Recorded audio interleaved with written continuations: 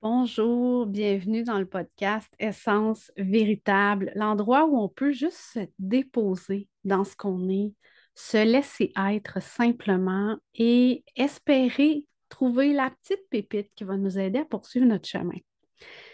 Aujourd'hui, j'aborde un aspect de l'astrologie. En fait, je vais vous parler des nœuds lunaires et du MC, qui est le milieu de ciel en astrologie, parce que notre carte du ciel, en fait, c'est un immense cercle et en haut, complètement du cercle, se trouve le milieu de ciel. Pourquoi j'ai envie de vous parler de ça? C'est que j'aime beaucoup revenir un peu sur mes expériences du passé, sur qu'est-ce que j'ai vécu, sur mes ressentis. Et comme février a été extrêmement chargé cette année, en plein, plein de choses, ne serait-ce que Schumann qui nous a fait beaucoup, beaucoup d'élévation de fréquence, le soleil, on a eu aussi énormément d'éruptions solaires. Donc, tout ça est venu teinter beaucoup notre expérience humaine dans les dernières semaines parce que chaque fois que ces fréquences-là s'activent, ça vient jouer dans notre ADN à l'intérieur de nous et c'est ce qui nous aide à élever nos fréquences à nous aussi. Donc, il y a des leçons karmiques, il y a des choses qui remontent et qu'on doit digérer simplement pour passer à une autre étape. Et il n'y a pas si longtemps, en fait, je voyais beaucoup de jeunes sur les réseaux sociaux dans la vingtaine, début trentaine, euh, qui avaient, qui avaient des business hyper intéressantes, hyper profitables, qui étaient vraiment solides dans ce qu'elles faisaient avec un plan, puis elles savaient quoi faire, elles avaient un chemin, et chaque fois qu'elles lançaient quelque chose, c'était un succès assuré. Et je dois vous dire que je les admirais énormément et que je ne comprenais pas pourquoi j'arrivais pas, moi, à avoir cette place-là. J'avais vraiment une admiration et c'est ça que je voulais, une espèce de base très, très stable dans ce que je fais dans mon entreprise qui vient vraiment me soutenir et qui contribue au monde en même temps. Et là, je me suis mis à regarder ma carte du ciel encore une fois. Je suis la pire pour interpréter ma propre carte. Je ne sais pas si les autres astrologues sont aussi comme ça, mais quand je tombe dans l'énergie de quelqu'un, dans une lecture astrale, j'adore ça parce que souvent, je vais aller trouver une histoire dans votre carte du ciel.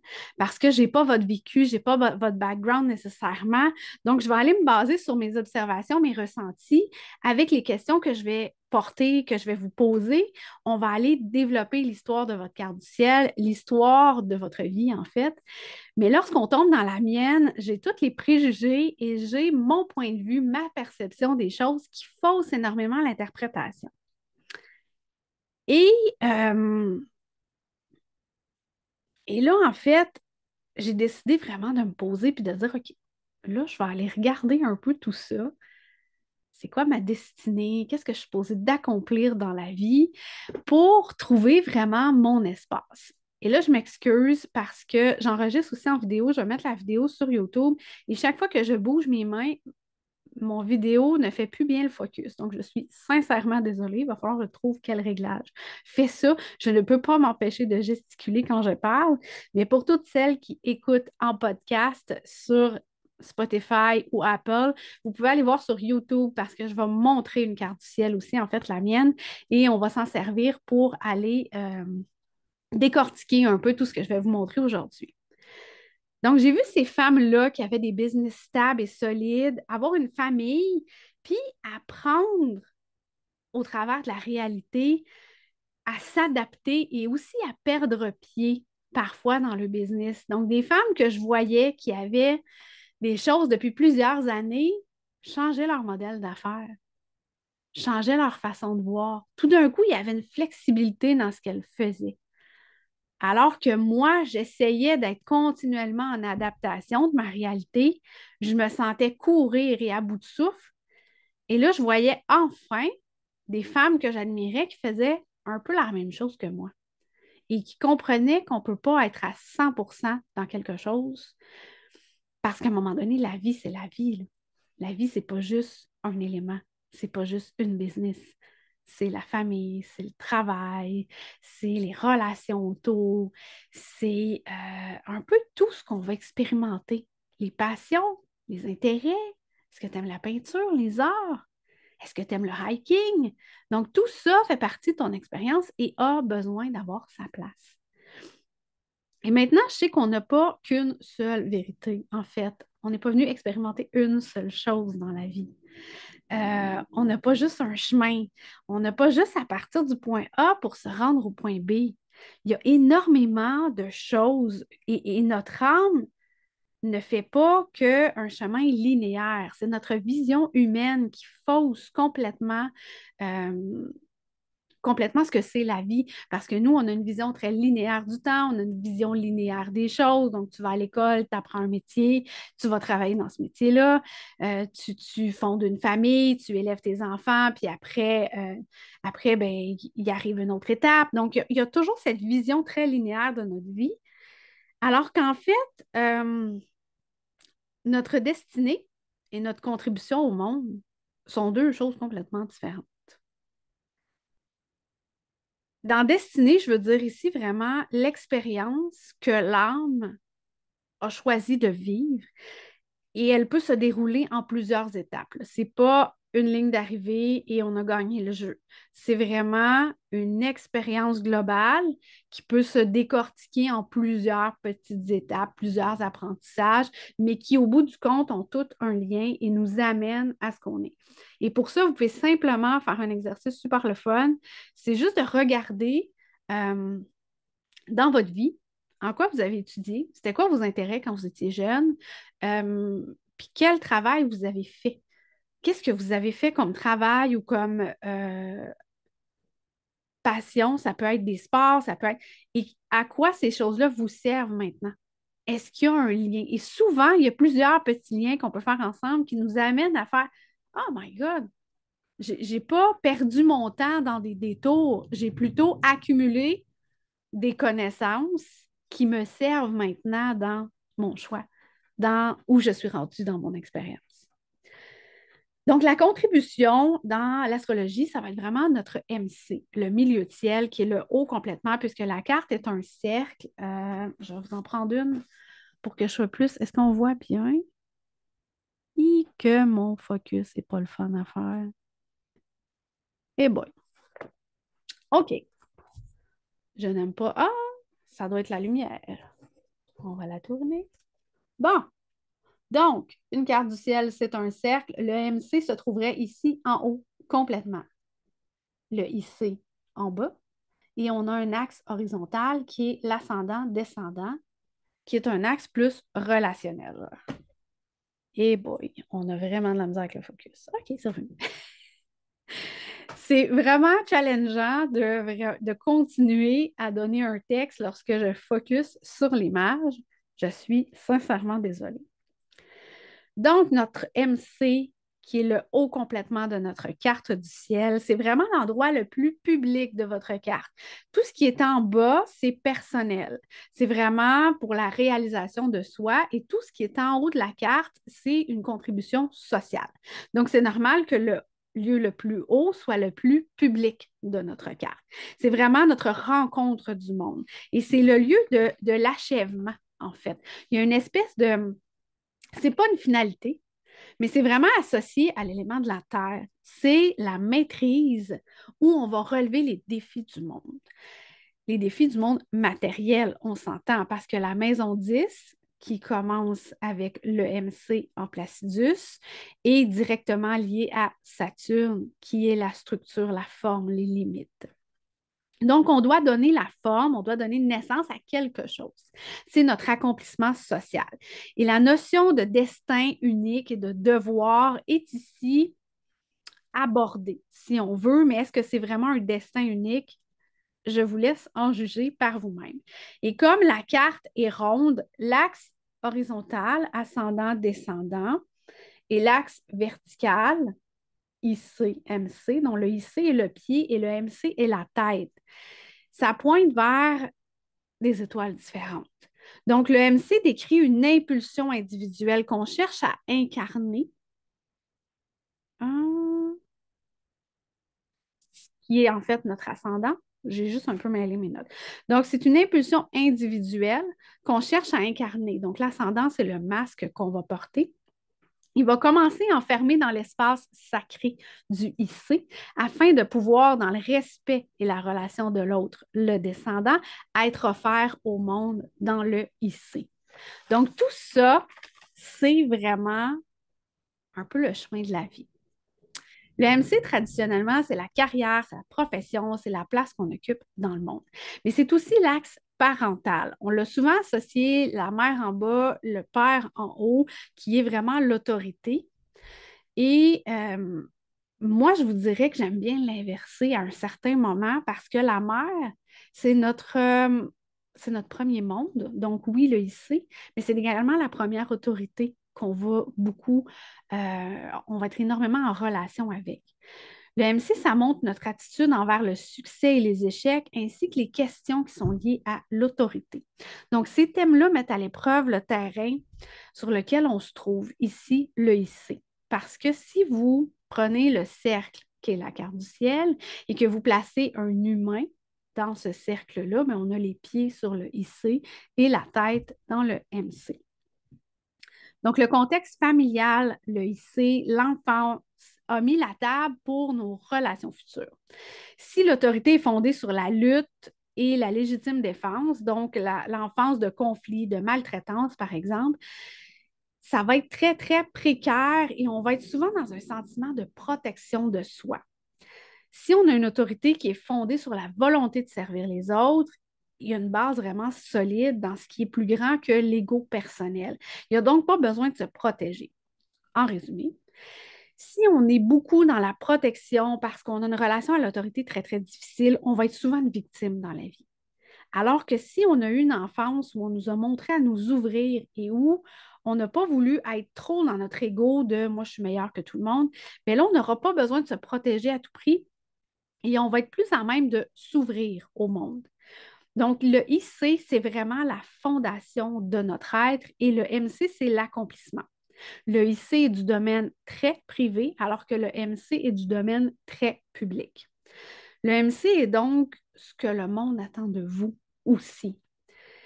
C'est ce que je projette sur le monde par le fait même. Donc, une planète qui vient en conjonction avec le MC, ça va être une énergie qui est destinée à être offerte au monde. C'est vraiment une force vitale qui lui donne vie à notre MC. Donc, on va vraiment voir cette personne-là comme une autorité à laquelle on associe l'énergie de la planète. Donc, quelqu'un qui va avoir un Saturne sur son MC va avoir une relation à l'autorité très, très vraiment intéressante et c'est là qu'on va faire une synastrie avec les cartes du ciel de notre famille pour aller trouver qui est cette autorité en haut. C'est vraiment, vraiment intéressant d'aller jouer avec ça. Si on a Mercure qui est conjoint à notre MC, bien là, l'intellect, le mental, les connaissances vont être très importantes dans notre accomplissement personnel. Et si c'est une planète qui est vraiment plus comme Uranus, Neptune et Pluton, des planètes plus intangibles, ça va être plutôt nous qui va être au service de cette énergie-là. Donc, avoir Neptune sur le MC va nous amener à être dans un côté très, très créatif et à laisser cette énergie-là passer à travers nous pour se révéler au monde. C'est pas nous qui va s'asseoir et dire, bon, ben là, aujourd'hui, ouais, je crée 10 œuvres parce que j'ai besoin de vendre quelque chose. Ça ne fonctionnera juste pas. Donc, les planètes personnelles viennent travailler avec nous, alors que les planètes très lointaines, on va être au service de cette énergie-là. Je ne peux pas parler du MC sans parler de la Maison Neuve qui est juste avant. Et c'est vraiment une vision et les possibilités qui cherchent à être ancrées dans la forme et à être offertes au monde par le MC. Donc, c'est un côté très sagesse, très intuitif, puisqu'on est dans la maison du Sagittaire, qui est issu de notre expérience personnelle profonde, donc de notre maison 8, qui donne une vision à quelque chose de plus grand que soi. Donc, la carte du ciel, c'est une histoire. On peut prendre chacune des maisons une par une et tracer l'histoire d'une vie et de comment une personne peut amener à maturité chacun des astres qui la façonnent. Donc, la maison 10, c'est le lieu de la manifestation dans le monde où la vision va être vraiment testée et ancrée pour ce qu'elle est. Donc, il s'agit vraiment du domaine de Saturne, puisqu'on va donner forme à quelque chose. La maison 10, c'est le Capricorne qui est gouverné par Saturne, mais aussi Mars. Donc, il y a une énergie intéressante ici à aller explorer. Et donc, on va se sentir facilement jugé. Donc, il peut y avoir aussi une peur de bien faire les choses qui va nous empêcher d'avancer. Et une peur de ne pas être accepté par le monde. Parce que ça se peut que nos idées sortent de la masse et ça nous amène beaucoup d'inconfort et d'insécurité. Et il faut aussi mettre des efforts pour répondre aux standards de soi et de la société. Donc, tout ça vient jouer dans la thématique de la maison 10, ce qui fait qu'on va avoir parfois de la misère à vraiment se réaliser dans le MC. Et ce n'est pas quelque chose qu'on va faire à 20 ans. C'est vraiment une maturation de l'être par toutes les expériences qu'il a vécues. Et tout ça, lorsqu'on regarde une carte du ciel, il y a beaucoup de nuances et de saveurs à ajouter parce que ça va être attaché à la maison 10. Donc, dans quel signe? Le signe, c'est le comment, c'est l'archétype. Et qu'est-ce qui gouverne ce signe-là? Moi, j'ai la maison 10 en Gémeaux qui est gouvernée par Mercure. Donc, ça va amener le quoi, ça va amener l'action. Et où est Mercure dans ma carte du ciel? Ça va venir aussi donner une saveur de plus. Dans quel signe, dans quelle maison? Donc, c'est tout ça qui vient façonner ce qu'on est. Et si on regarde qu'est-ce qui est plus du côté de notre destinée, donc notre nœud nord, ce que notre âme est venue expérimenter, c'est associé au nœud lunaire.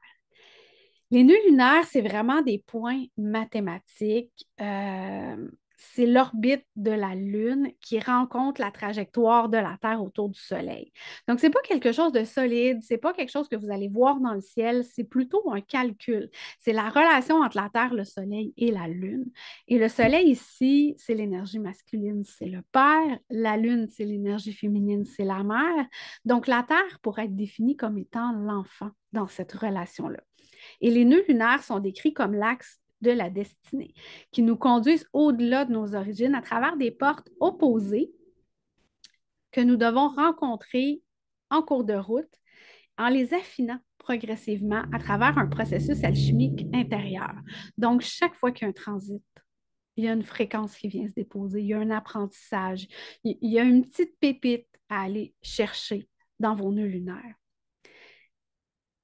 Et les différents niveaux masculins et féminins, donc le Soleil et la Lune, ils vont vraiment s'unir et se séparer en faisant naître l'enfant spirituel qui est la Terre et qui est aussi le fondement de l'être. Et là, j'espère ne pas vous avoir perdu, mais tout ça a un lien ensemble parce que Gaïa a choisi cette incarnation-là, a choisi de participer à notre expérience et tous les astres autour viennent façonner cette conscience collective qu'on est en train d'upgrader à chaque transit.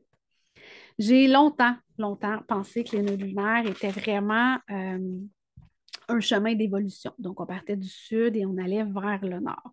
Le sud étant le passé, les cadeaux, les dons que l'on garde. Et le nord, c'est plus le futur, l'évolution de l'âme.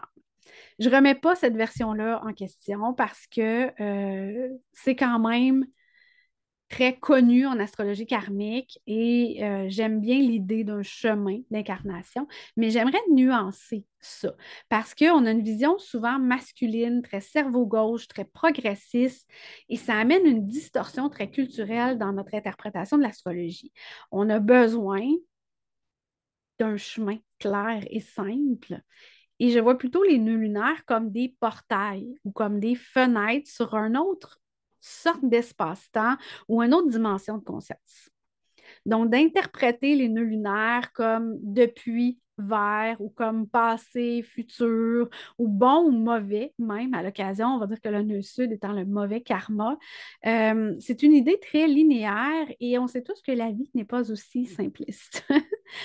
Les nœuds lunaires sont également beaucoup dans la culture, dans tous les peuples. Les thématiques qui reviennent, c'est vraiment le dragon et le serpent dans toute l'histoire et la mythologie. Le nœud noir, pardon. Le nœud nord, ça va être la rencontre mythique du héros et du dragon. Donc, le héros solaire part dans une quête. Il va rencontrer diverses épreuves en chemin. Le nœud nord, avec les sentiers qui y mènent, décrit la nature de la quête. Donc, qu'est-ce qu'il va aller chercher? Qu'est-ce qu'il va aller conquérir? Ça montre le but et l'intrigue principale de l'histoire. Donc, comme dans tout conte de fées, où il y a un héros, il y a un dragon. Dans l'accomplissement du voyage, si on s'éloigne trop de nos origines, de nos instincts, de nos cycles d'alimentation et de repos, en fait, de tout ce qui est lié à la Lune, le dragon va apparaître et va venir rugir. Être exclusivement brillant et solaire, très dans notre énergie masculine de faire quelque chose, ça va attirer le dragon à l'intérieur de nous, à l'intérieur de nos rêves et de notre environnement. Ça peut être une autre personne aussi qui va apparaître, peu importe comment il va venir. Ça va vraiment se manifester chez nous comme une détresse émotionnelle, une malchance, une maladie, donc une fatalité qui va arriver, qui va nous empêcher d'aller poursuivre notre quête. Le nœud nord, c'est l'endroit où nous devons aller pour transcender le passé. C'est l'endroit où nous innovons, où nous devons nous engager dans quelque chose pour lequel nous ne sommes pas naturellement faits aussi. Donc, ça va demander des efforts, ça va demander du travail, de l'intention, de la volonté pour se rendre dans ce point-là. Le nœud sud, lui, il est vraiment à propos du patrimoine, de l'héritage qu'on apporte avec nous. Parfois, c'est ancestral, parfois, c'est une aptitude ou un don, puis parfois, c'est quelque chose qu'on a besoin de travailler qui peut faire obstacle à l'expression de notre potentiel. Donc, le nœud sud va indiquer des thèmes ou des connexions avec des vies antérieures à l'occasion qui ont besoin d'être consciemment travaillées dans cet instant-ci présent. Et là, pour ne pas vous perdre, les nœuds lunaires sont un axe, oui, de polarité opposée dans lesquels on doit trouver un équilibre, simplement. On ne peut pas partir trop d'un côté ou de l'autre, sinon on va perdre pied. Je vois vraiment les nœuds comme des portails intemporels qui peuvent nous indiquer où et comment on dévie du chemin. C'est vraiment une passerelle vers le futur nous-mêmes avec une conscience encore plus grande. On pourrait le voir comme si on marche sur un fil de fer suspendu entre deux thèmes où on doit trouver notre équilibre. Trop au nord, on devient accro à l'excitation de la nouveauté, puis trop au sud, on va s'enliser dans l'inertie. Donc, comme pour le MC, on va regarder aussi le signe, la planète qui le gouverne, où se trouve cette planète-là, dans quel signe, etc. Et pour que vous compreniez bien la différence entre la contribution, le MC, et notre destinée, notre nœud nord, on va prendre ma carte du ciel comme exemple. Donc, je vous partage mon écran. Partage. Ça fait longtemps que je l'ai fait. On va y aller avec elle. Donc, voici ma carte du ciel en Placidus. OK, je pensais que ça laguait puis ça avait arrêté. J'utilise vraiment l'astrologie tropicale. J'aime beaucoup Placidus comme façon de lire une carte du ciel. Je trouve ça vraiment très clair, cette façon de voir les choses. Par contre, le whole sign apporte parfois une nuance intéressante. La différence entre les deux, c'est que le Placidus, il va être vraiment plus précis parce qu'il va tenir compte de la latitude où on se trouve dans le monde. Donc, les maisons, vous le voyez, sont de grandeur variable. Ici, j'ai une très petite maison 1. Et si on compare avec ma maison 10, qui est plus large, plus qu'un signe, elle fait plus de 30 degrés. Donc, ce que ça fait, c'est qu'il y a un chevauchement dans les signes et c'est vraiment les angles qui vont marquer les débuts des maisons. Donc, ascendant, descendant, IC, MC vont marquer le début des grandes maisons. Et là, j'avais mis une autre fenêtre que je ne serais pas capable d'aller chercher. On va revenir en arrière. Je vais vous la mettre en rose scène pour que vous voyez la différence.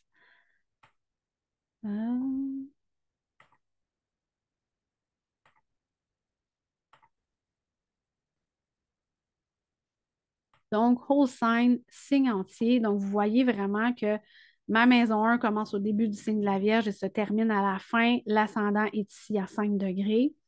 Même chose ici, mon MC est à 28 degrés du taureau, donc il est dans la maison 9. C'est ce qui vient amener une nuance dans notre interprétation. Et là, je vais le remettre en Placidus parce que j'aime beaucoup cette façon d'interpréter.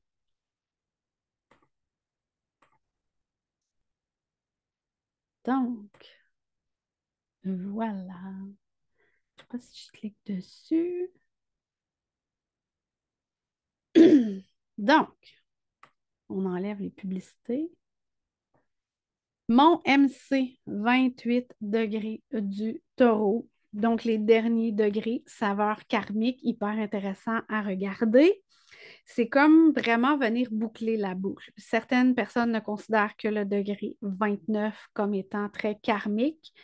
Je vous dirais que 27 et 28, dépendant du placement aussi, c'est sûr que quand c'est sur un angle, quand c'est un soleil, quand c'est un axe très important ou une planète très importante, j'aime regarder s'il y a d'autres liens avec d'autres planètes. Si j'ai beaucoup de planètes à 28 degrés, je vais le considérer invariablement dans mon interprétation. On a aussi une belle connexion Pléiades. Ceux qui connaissent les Pléiades sont ici dans les derniers degrés du taureau jusqu'à 0 degré du Gémeaux. Donc, un MC en taureau, il y a la persévérance, le travail de longues heures. Il y a une recherche de sécurité financière et matérielle. Et c'est intéressant ici parce qu'on va regarder, ici, j'ai Chiron à 23 degrés qui est une blessure de sécurité. Donc, c'est intéressant de noter que dans ma contribution au monde, je dois passer par cette blessure-là pour arriver à me réaliser. Et il y a aussi Saturne en balance parce que le taureau est dans la maison 2. L'énergie du taureau, c'est la maison 2, les valeurs matérielles financières. Et si on regarde ici la pointe de la maison 2, Saturne s'y trouve. Saturne, c'est l'endroit dans une carte où on doit apprendre les leçons toute notre vie. C'est vraiment une leçon sur les valeurs et sur l'équilibre puisque c'est en balance. Donc, on voit la saveur du MC en ce moment. Il y a aussi la notion de création de la beauté parce que le taureau est gouverné par Vénus. Vénus qui est dans la même maison, quand même, presque, en bélier. Donc, c'est intéressant d'aller regarder ici le lien. Le taureau, c'est aussi une approche très terre à terre, face aux défis, une réflexion avant de prendre des décisions, parce qu'il y a une très grande lenteur dans le taureau. Il ne partira pas à la course, sauf s'il est enragé. Sinon, il va faire ça tranquillement, une étape à la fois. Donc, il y a une grande détermination et une très belle connexion avec la nature à ne pas négliger dans l'énergie du taureau. Donc, l'accomplissement social va être renforcé par tous ces thèmes-là. Et tout près ici, on a le soleil à 6 degrés du Gémeaux, donc 8 degrés du MC, à considérer qui va amener vraiment une notion de personnalité charismatique, d'ambition, de volonté d'affirmation. Et je ne peux pas m'empêcher de regarder Mercure qui est aussi tout près. Bien qu'il soit à plus de 10 degrés du MC, Mercure gouverne le Gémeaux. Donc, je ne peux pas passer à côté de ce placement-là. Mercure va vraiment ajouter le côté intellectuel dominant et le mental structuré et sérieux. Un besoin de communiquer aussi, de transmettre ses connaissances.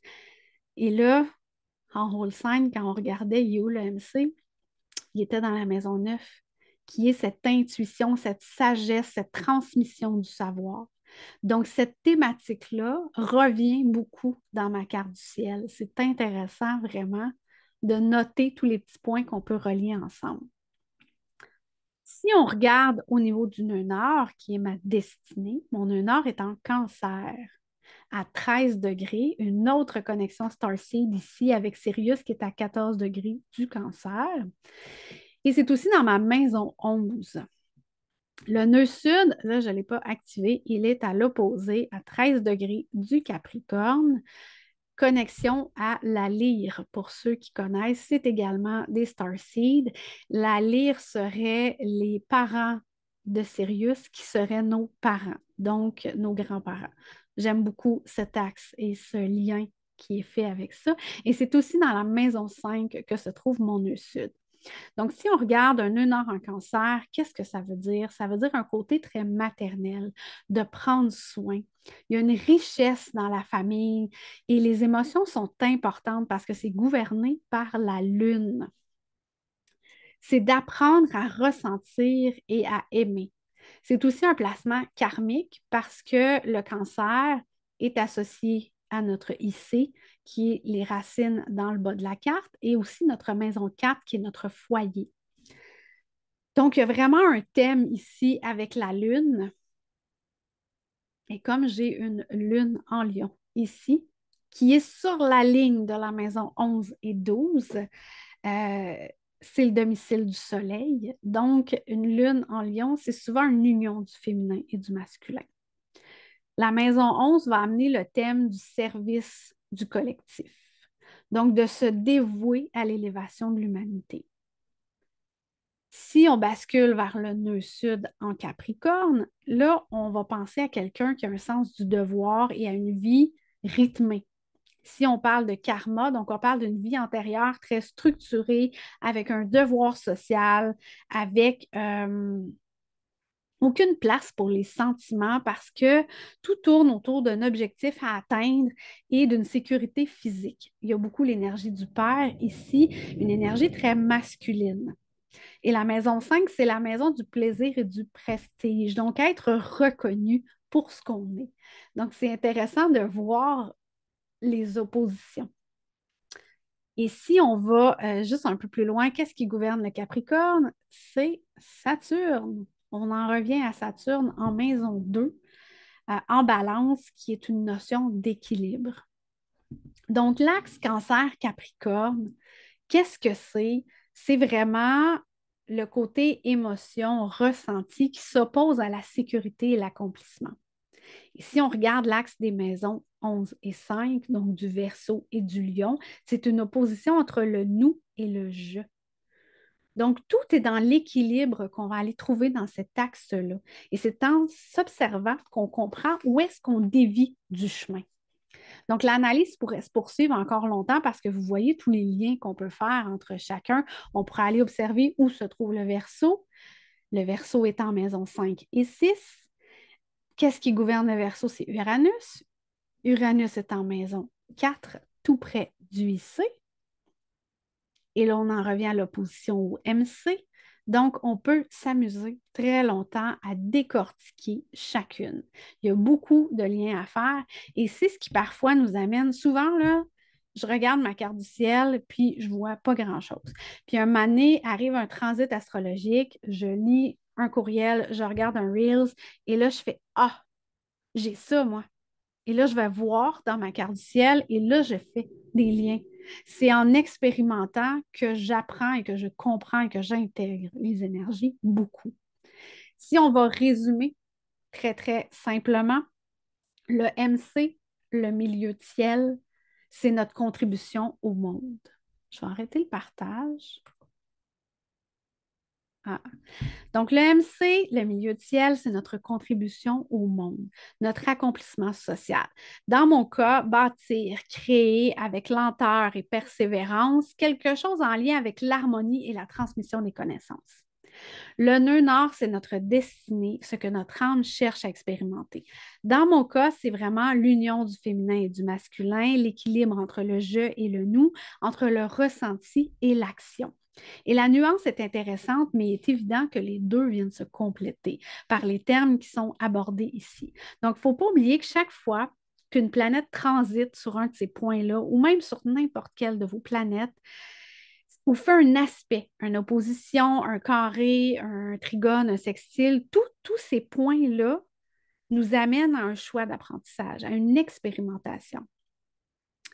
Et là, on peut passer notre vie à éviter tout ça, mais le vide intérieur va continuer, ou on pourrait décider de, OK, je fais face à ce qui se présente et avec l'énergie que je porte, je passe à la prochaine étape.